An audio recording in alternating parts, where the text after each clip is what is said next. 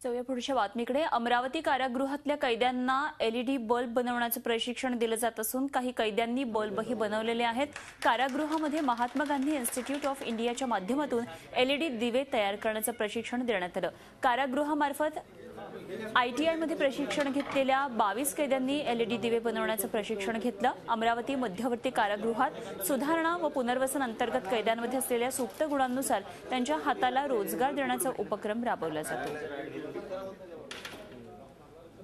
हा उपक्रम खूप चांगला आहे।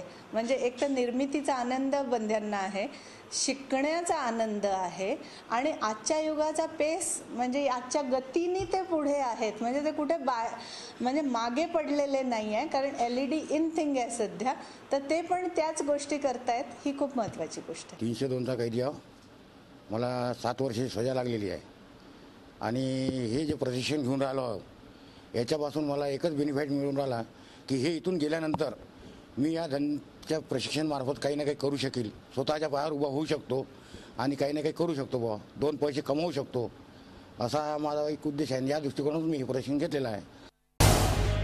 झी 24 तास रहा एक पाऊल पुढे।